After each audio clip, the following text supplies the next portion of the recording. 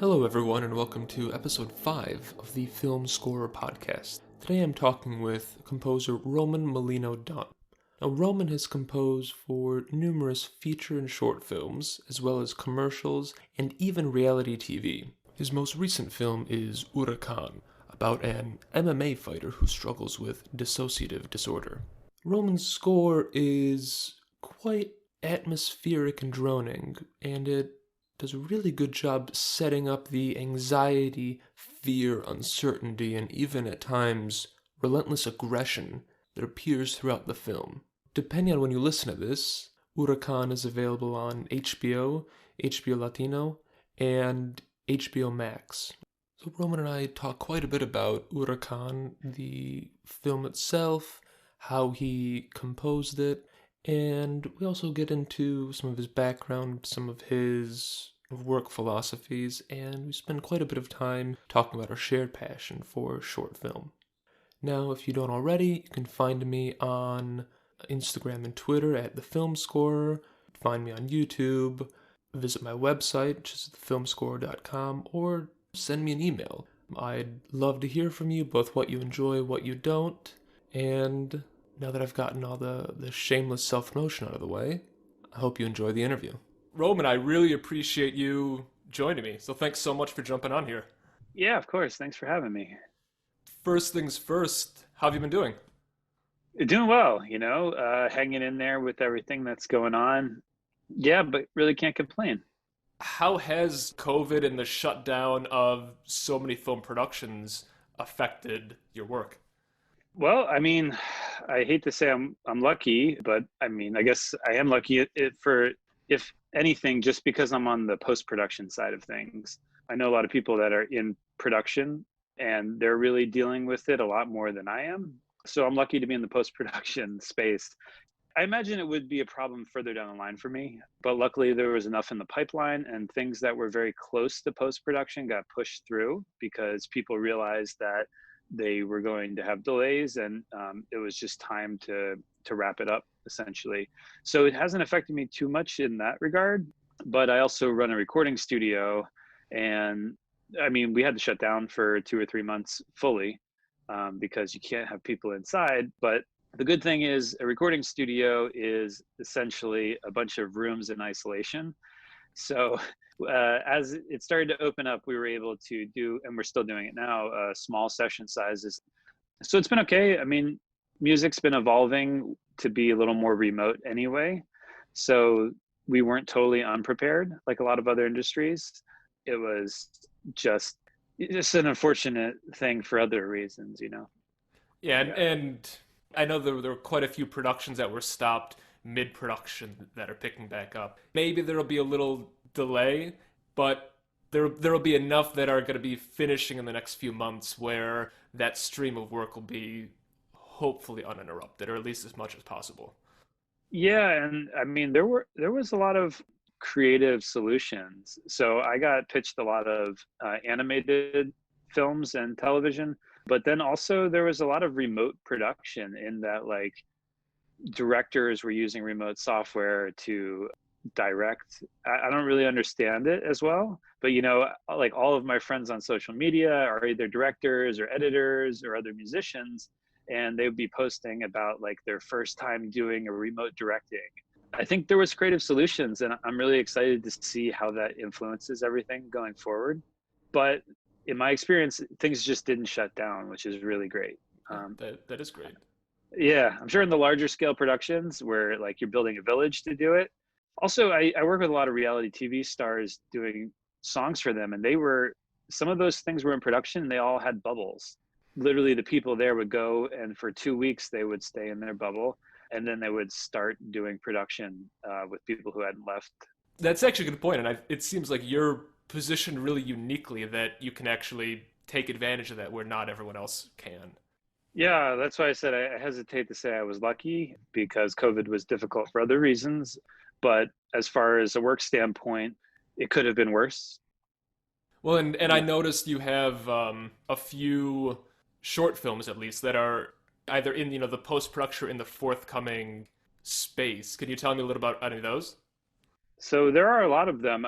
That's kind of, I love doing those. They're not really the kinds of things that pay the bills, so to speak. It's usually, the bigger movies and the TV and the songs that I do for artists that pay, and mostly commercials. But it gives you the freedom to work with really talented people on these shorter projects, and sometimes they turn into great relationships. Sometimes you already have a great relationship and it turns into like a pitch for a larger project. So I just finished up one where it was a film in Bangkok. It's called Redemption, and it just came out yesterday, and the soundtrack just released. But it's a big action film, and there's a lot of like, there actually, one of the guys is a big Dutch action star, but he was like in a few Jackie Chan movies, always plays like the final boss kind of guy, in those movies. But anyway, they did this whole thing in Bangkok because the provisions were a little different, slash things were staggered. Every country got hit differently, right? And so they finished shooting before they had the close up, or before they had a second wave.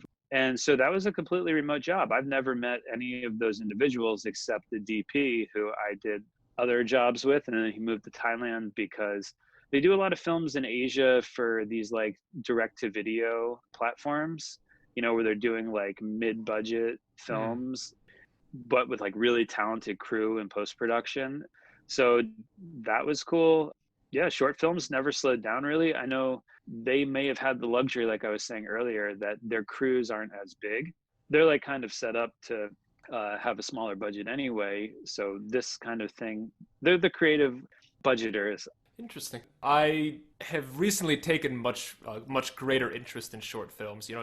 It's something that I did a ton of as a kid, and I think it fostered my interest in film, and I think that's the case for a lot of people. So it's really nice to hear that they almost didn't stop, and as you described it does make a lot of sense. So that's great to hear.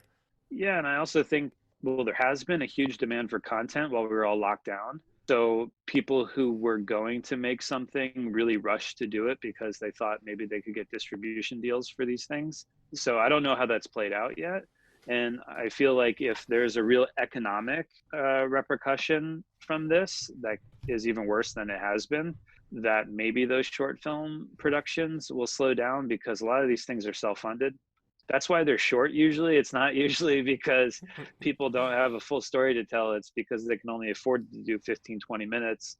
And since they're self-funding it, I'm a bit concerned that when the economy feels the full brunt of this, that maybe some of those shorts won't be there. But I could be wrong. It could be the other way around, where these shorts are now being funded because people are desiring the content. So kind of remains to be seen.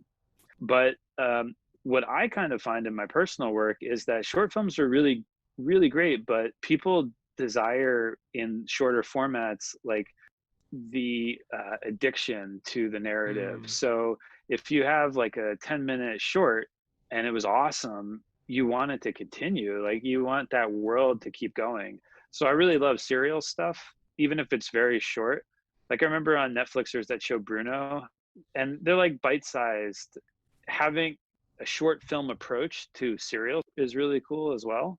And I'm excited to see where that goes, because I think there'll be a lot of that stuff coming out. Hopefully, though, it is very well funded, because it's hard for people to make this stuff. And sometimes people see short films as like a hobby, or it's not taken as seriously. Yeah, which as an outside observer who has obviously no ability to change that, it's always frustrating. But look, at the end of the day, so much of this is kind of audience and demand driven. So yeah, you're right. If people don't want 5, 10, 15-minute standalone pieces, that's the market talking. So maybe I'm just in the minority for my tastes, but who knows? Well, I wouldn't be surprised. yeah, maybe. I mean, they tend to be very high quality, because a lot of times, at least again in my experience, it's people putting together teams of really high-end professionals who are doing it either as like a real builder, or they think that somebody on the project will be able to get it developed further. Those are the real ones that you want to chase as a creative. I've done a few for this director, Angelo White. He's done like all these big major feature films as a VFX artist. And then to get into directing, he started doing shorts, and his shorts are wild. Like they're some of the best things in my reel, and they were like 5-minute pieces. But since he was a VFX artist on like Planet of the Apes or Judge Dredd, just like big blockbusters. His shorts just they look like $1 million, but they're only, 3 or 4 minutes. And the reason we did those was to get them developed. That's the goal with these things. And that's a lot of times why they're very, very good. Interesting. And that actually makes a lot of sense because if I'm remembering right, I think the guy that was brought on to do the Evil Dead remake from a few years ago, he originally had only done like I think it was like a 10-minute kind of animated short that was just super high quality, and that was enough to draw some attention. But yeah, I mean, it proves where there's a will, there's a way. If you put out high quality work, it doesn't have to be, 90 minutes of it to show what you're capable of. No, absolutely. That's why it's so cool looking at, if you go to a lot of big directors or actors or DPs or composers or anyone to their IMDb's, so many of them, their first few years are just littered with short films because it's a great launching pad. But to veer away from talking about short films a bit, you just had a feature release on HBO Max, Huracán. How did that come about? So it was kind of an organic thing, kind of like how I met you on social media. So I knew the director from social media. We liked each other's work. He had seen other things that I had scored, and I had seen his previous work. And essentially, we had been following each other for a long time. And when he said that he was working on a feature, I told him, of course, I'd love to score it. And so I scored some of the original camera tests that they were doing. And then he sent me the script, and that was it. And I was locked in pretty early on, which was unusual. A lot of times I get brought on at the very end, especially for people I haven't worked with before. Again, a lot of films that I've done, I knew the director from doing a short or something. And then a lot of feature films that I've done in the past, I got brought on at the very end when they realized they needed a composer. Sometimes it's like you spend years doing the film, and then in the last few weeks, you're like, uh-oh, I need to actually make sure somebody scores this instead of using like library music or, having my buddy score it, So with Huracán, Cassius and I just knew each other, and we liked each other's aesthetic. So he brought me on very early on. And then after we scored the film, I mean, we just got really lucky that it was a good enough film that HBO wanted to pick it up. And so, having been brought on very early, what was your approach to scoring it then? So I mean, that's always the hardest question because my answer generally is it's not my approach. It's really kind of the director's music, more than kind of. It's the director's music. I'm just helping them find it. So my approach was to write some music to elicit a response from the director. So we had preliminary conversations about, what's the aesthetic of this film? Are we going dark? Which we were. And then trying to figure out the instrumentation that would resonate with the director. What we did was we scored the overture. So essentially the opening scene, which used to have this quote over it, a Nietzsche quote, and was like just literally a minute of black screen, because he thought it would be crazy if people, like, that's not something you see generally. A film starts with Right. just black and music. The reason that he scrapped that idea, I believe, was because he wanted eventually to get this picked up by a streaming service. And I think like Netflix or HBO, if the end user, like a viewer, turns on the TV and it's just black, they might think there was an issue. So that's why we scrapped that idea. But what it did was it allowed me to really focus on what is the heart sonically of this film. And it was really hard to figure that out. In fact, normally the first thing I write is not the opening of the movie, because it doesn't become clear until later in the film what that will be, what your palette should be. But on this one, we really wanted to discover that stuff. So my approach to it was to best understand what he wanted for the film. And what it turned out was that he wanted to go a hybrid, so between orchestral instruments and electronic instruments. And the film is about an MMA fighter who has a dissociative identity disorder. So the film needed to have, sonically, again, in the score, it needed to have an identity disorder. There was a few ways I thought of approaching that. One was going to be this very disjunct, glitchy kind of thing. So to do it that way, but that didn't seem right. And it also would kind of put you in a very weird pigeonhole where it's very hard to progress when things are glitched out and disjointed like that. So What we did was to have two disparate sides of the orchestration, the electronic instruments and the acoustic instruments. And sometimes they morph into one another. Sometimes they exist on their own. Oftentimes they are serving two purposes, which is to carry the narrative along, but also to help color the subtext of the film. And it's the interaction of those two parts of the instrumentation, as well as the exact content that they're performing, the musical content, that gives meaning to the film through music.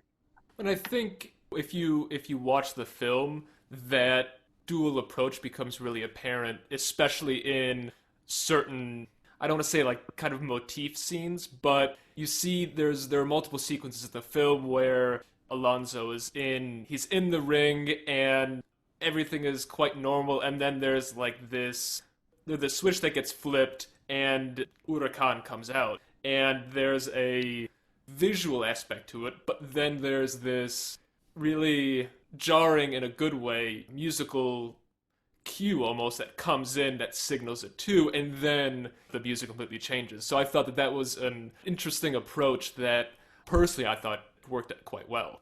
Thanks.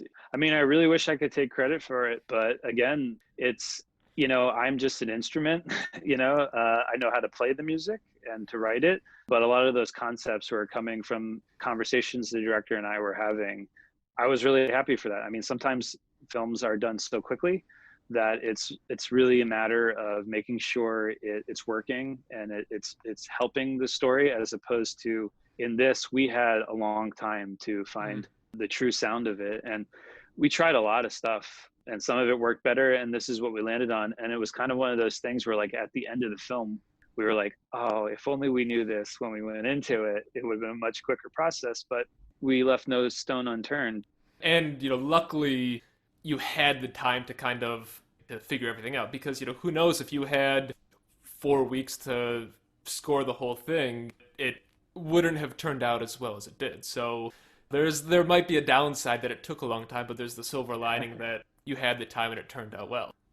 Yeah, no, I was very happy that I was given the opportunity to A, come on so early, but then B, that, this project, it was unlike something that is funded by a studio, because this essentially was an indie film that was picked up by a major distributor.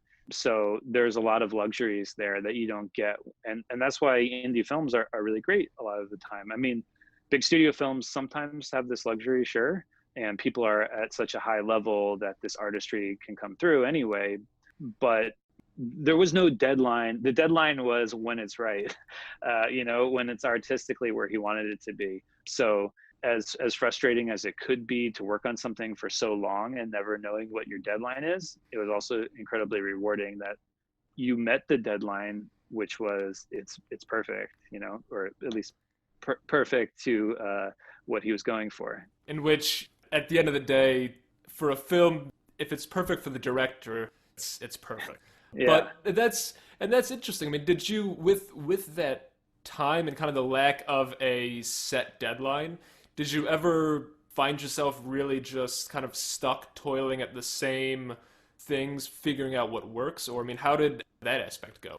Yeah, a little bit. But I mean, for the most part, I would do a pass of the score and send it to Cassius, and I get revisions, and then I would do them, and we'd maybe some of them would get checked off, and other ones I didn't quite hit the mark.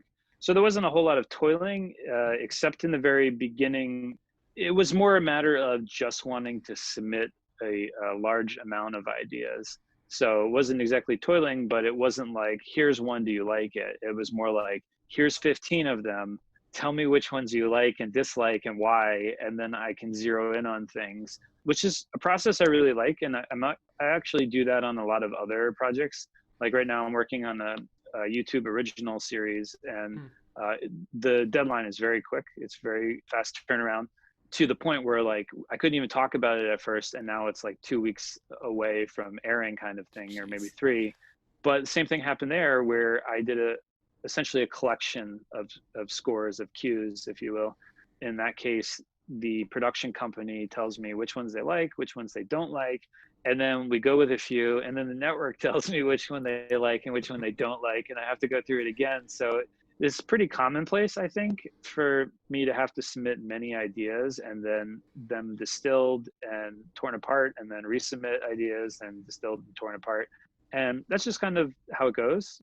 That makes a lot of sense. And I think for some people that might think that's a lot of involvement, but it seems to me that that's kind of very much how it goes. It's such a collaborative process that everyone has to be involved, especially the director, and there's external funding, the studio, the distributors, everyone like that. So that's interesting to hear kind of all the passes that even a few sample cues can go through before really nailing things down, and then that continues again and again.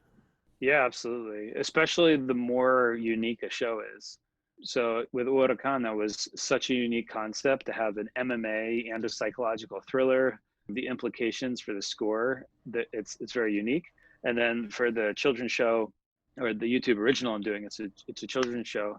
It's such a unique spin on an adult show, but for kids, that you can't just be like, hey, we need nursery rhymes, or we need some action cues. It's like, can you synthesize something that encompasses multiple styles? So that's why there's that kind of review process. And it's what's really cool, I think, about multimedia.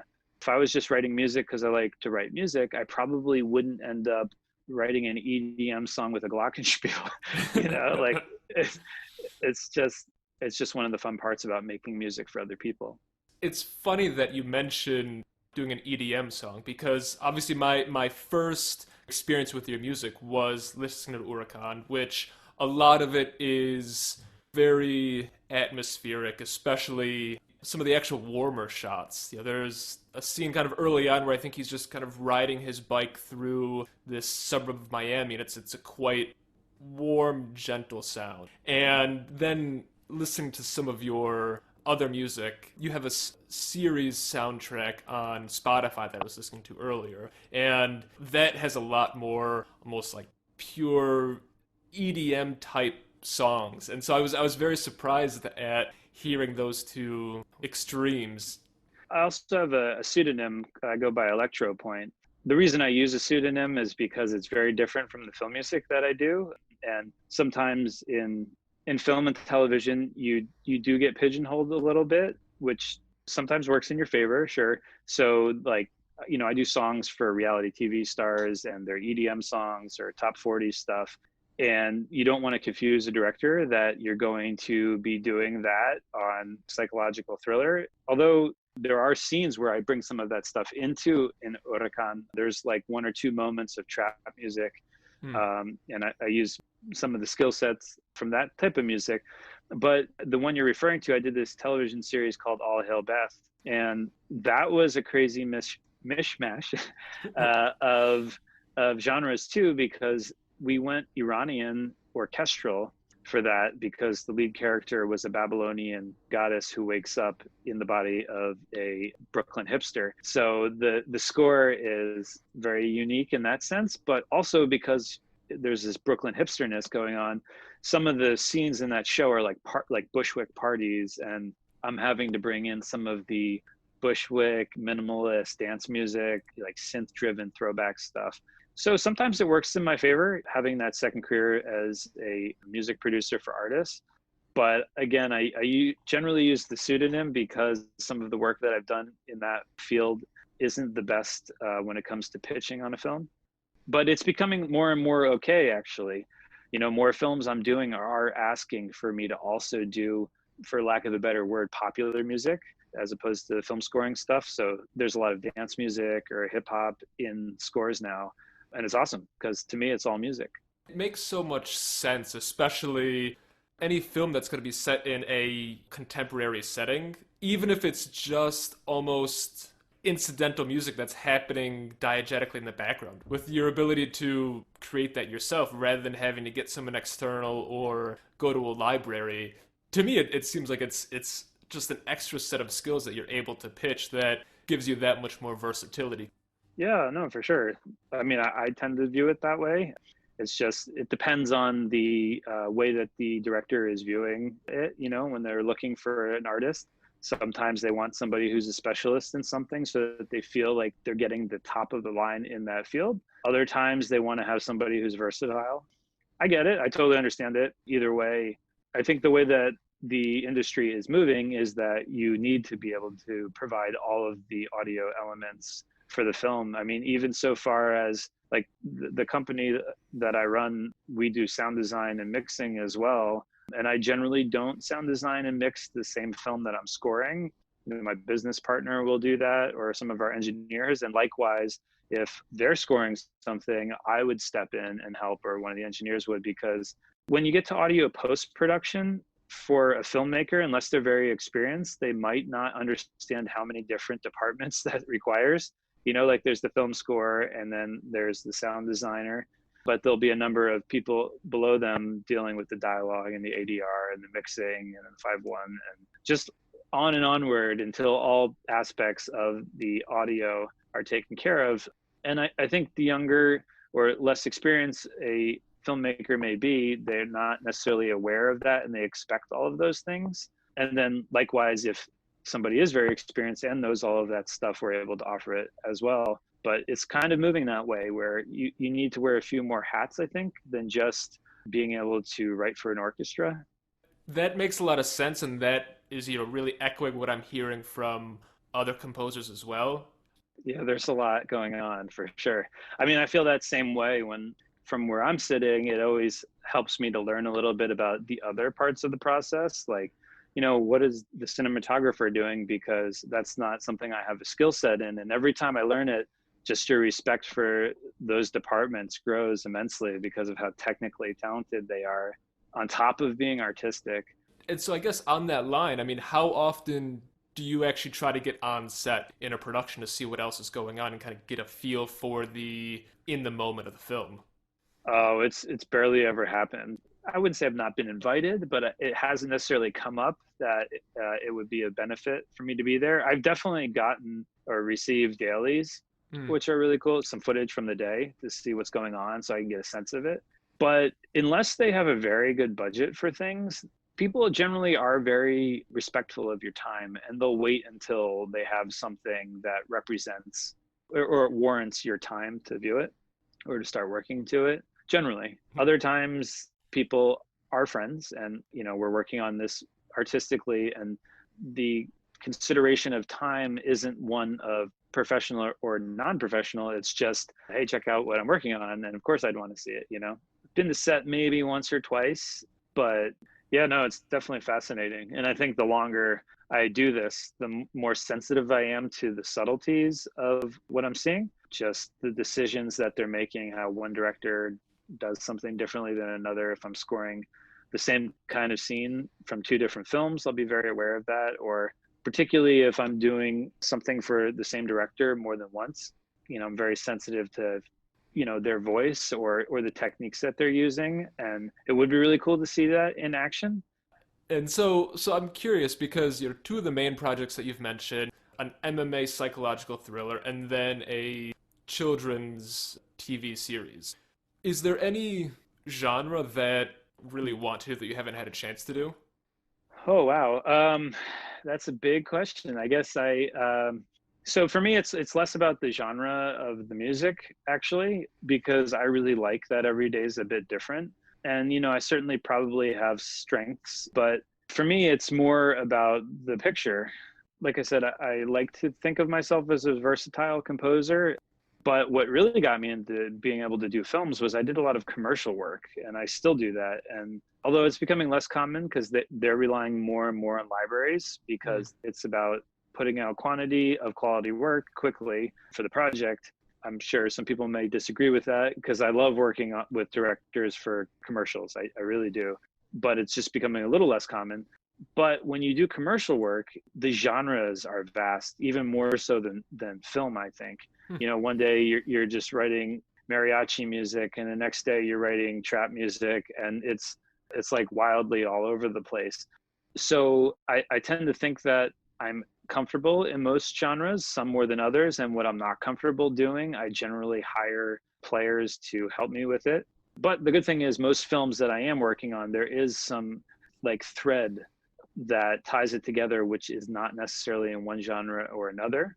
But what I really like working on are just great films. So if it's shot really well, the writing is really good, the director is really good, it's colored really well, then I'm a very excited person about the project. And you could tell me to write some style that I like less than other styles, and I'd be psyched about it because your film is excellent. So that's what really excites me. It's obviously more fun working on fun projects, which is probably the cop out answer, but I'm going to go with it. It might be a cop out answer, but it's still an honest answer. And I think that's going to hold true for most people in not just creative professions, but I mean, most professions. You're going to be most excited to work on something that is good and that you're having fun with. So I'll take that answer.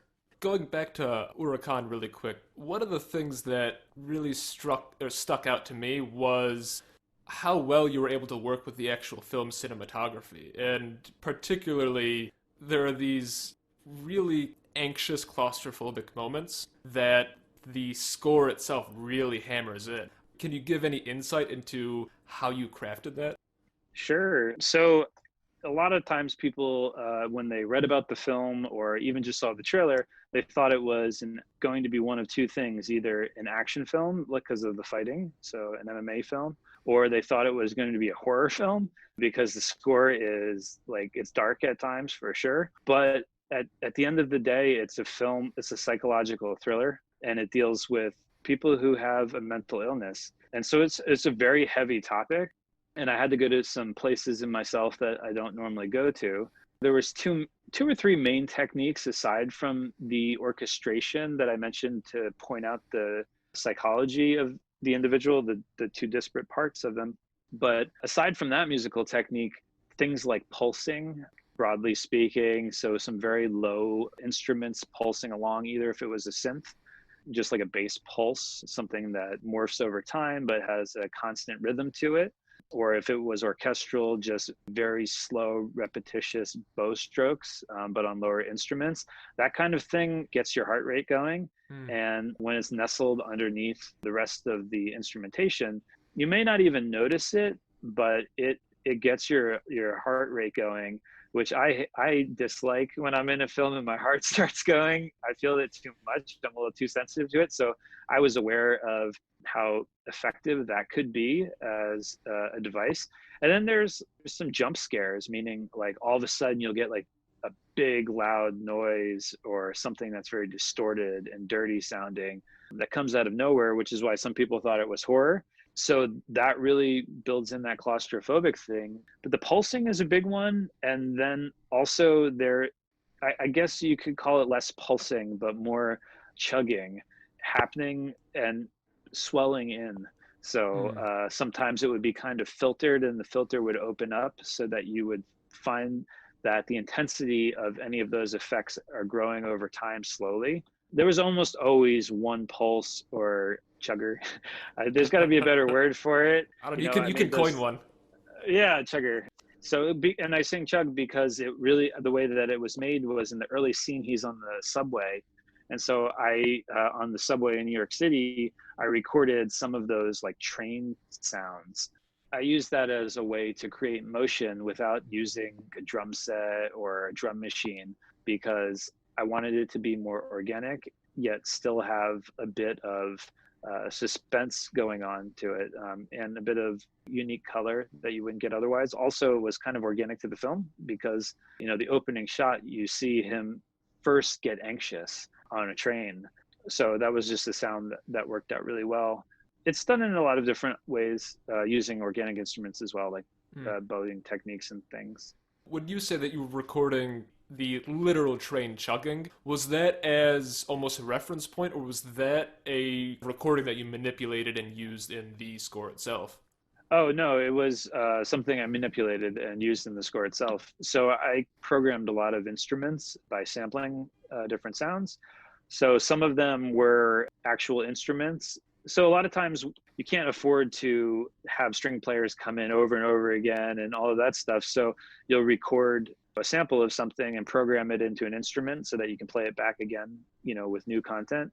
So I did a lot of that in the very early stages to help discover the sounds of the movie, where I was recording different instruments or different ways of playing instruments, but I was programming them into synthesizers so that when they were approved by Cassius for the film, I was able to then play those things back however I wanted, as opposed to like, uh-oh, now I have to play that again, but with new content. And every time I send the director a cut of the cue, I have to play it live again. So, and also metaphorically or metaphysically, I wanted to program that stuff into synthesizers anyway, because I was trying to combine synthetic and organic.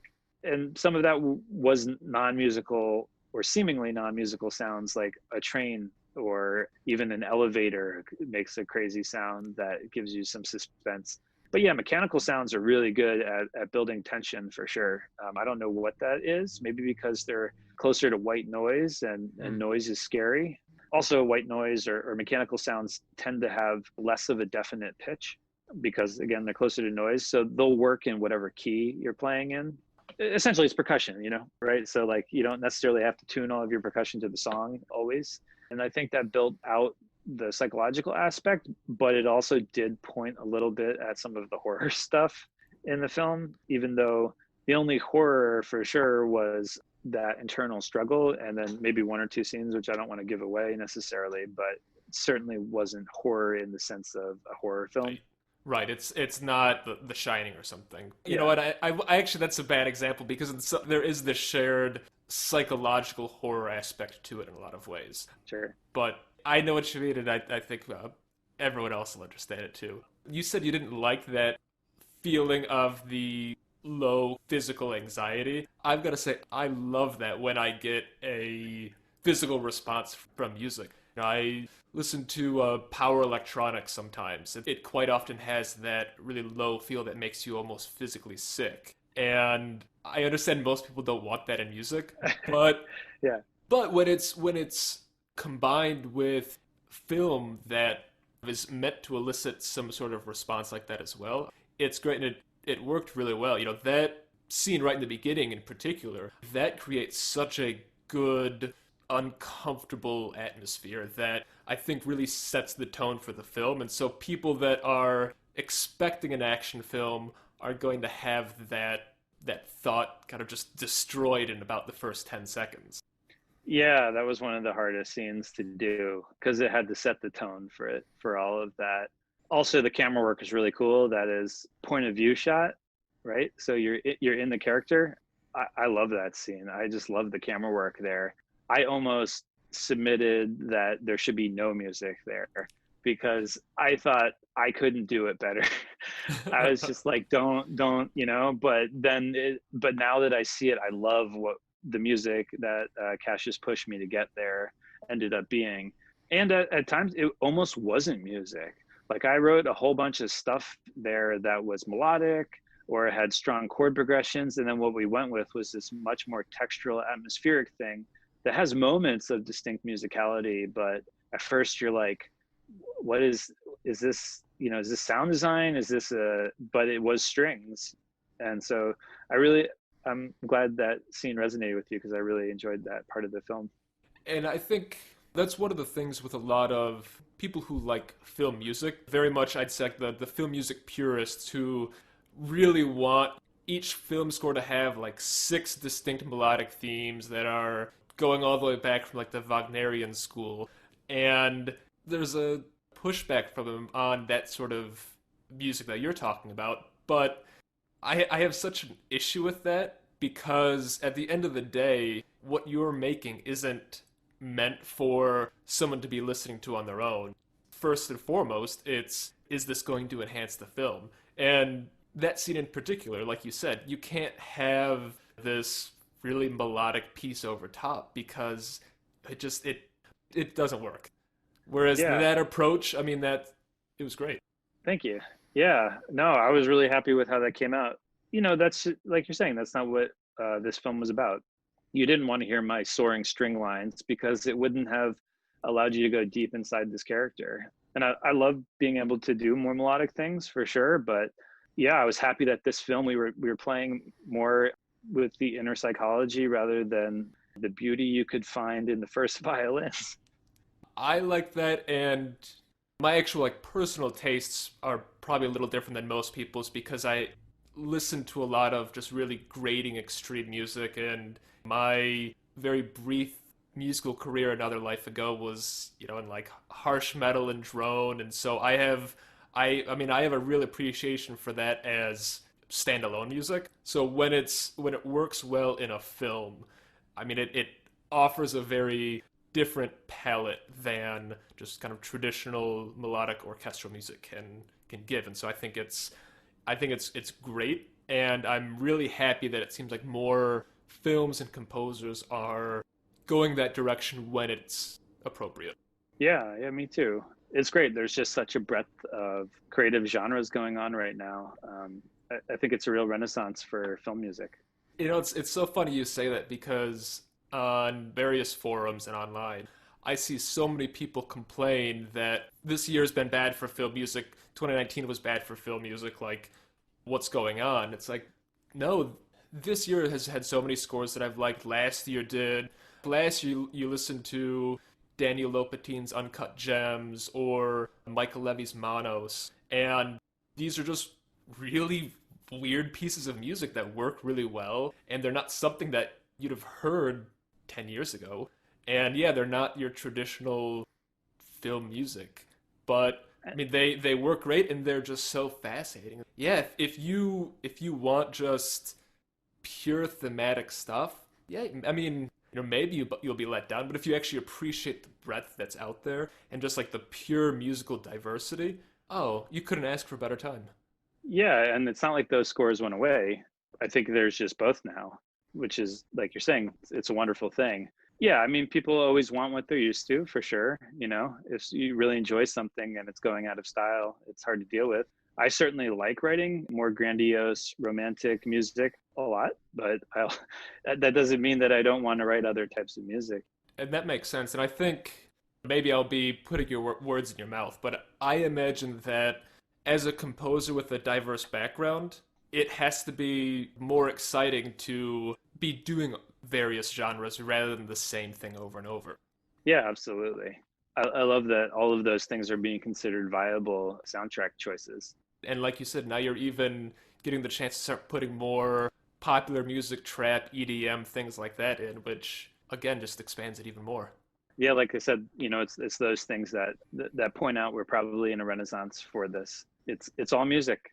No, absolutely. Look, I have genres that I like more than others, but at the end of the day, I love the diversity of music. It's great, and so I try to listen to everything that comes out every week for film music, and the diversity on a given Friday when most film scores come out, it's so fun because I never have any idea what I'm going to be listening to. Yeah, it's awesome. I mean, that's pretty much my whole radio now. It used to be I'd listen to film scores, but then I might need to listen to something else just to get a change. But like you're saying, it's all in there now. You mentioning that, are there any scores or composers that you've really been listening to recently? Oh wow. So yes, because like I said, that's pretty much all I've been listening to these days. And if there's anybody standing out to me at the moment, it's probably doing a disservice to everybody else I'm listening to, which is probably another cop out for you here. I mean, I really find myself, again, just because I'm straddling the line between being a producer half the time and being a film composer half the time, looking to people who either in the past or currently are dealing with that. Like for example, Junkie XL's Mm. stuff is that's always fascinating to me because there is that combination, or Joe Trapanese, because you're again seeing like having worked with really big recording artists and like the treatment of the Daft Punk stuff, for example, or even some of his more current scores, where you see those different facets of the same individual working across different media. So that stuff I've been really into, but then I've been listening to a whole lot of older scores. Like lately, I don't know what happened to me, but I started going down a John Barry hole. So like talking about classic Hollywood, and that's somebody who I appreciated for the same reason, because in his time, he was a big band individual, but he was also a great soaring string composer. And I found that to be fascinating, like James Bond's themes, where, you have these great drums and horns, but then also like Dances with Wolves, and you have Mm. neo-romantic music that is written by the same individual.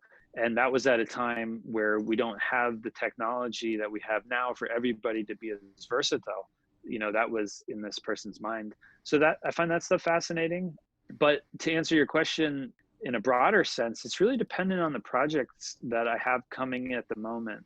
I'm doing this YouTube show, and the references, meaning like some of the sounds that they like, or other children's music or Nickelodeon shows or things from days of old. And a lot of times they're composers you've never really heard of, because they were doing kids shows at a time where people didn't cross between film and television. And so they weren't the biggest film scores, but it's fascinating to hear.